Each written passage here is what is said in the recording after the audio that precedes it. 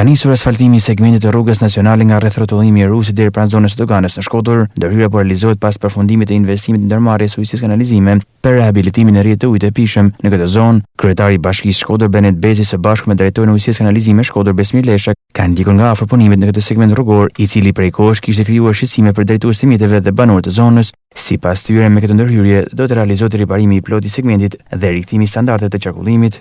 Ka qenë një nga problemet tona kryesore pjesa e asfaltimit të punimeve që janë bërë tubacionet dhe vendosjet e infrastrukturës së ujësjellësit.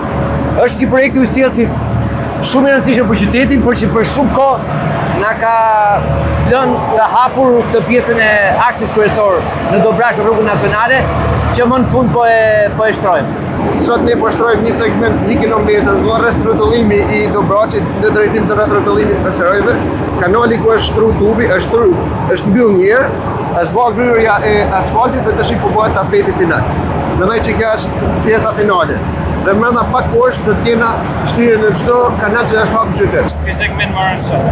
Te mbarojmë sot. Dhe pastaj si kemi planin për më tepër. Do vazhdojmë segmentin tjetër në bashkim të rrotullimit të Peserojve dhe rrugë që janë në projekti në Brendësi të Laçës. Punimet synojnë rikthimin e plotë infrastrukturës rrugore dhe përmirësimin e qarkullimit për banorët dhe bizneset përgjatë këtij akti të rëndësishëm, ndërkohë investimin e rrjetit ujësjellësit pritet të përmirësojë ndjeshën furnizimin me ujë të pishëm për gjithë zonën.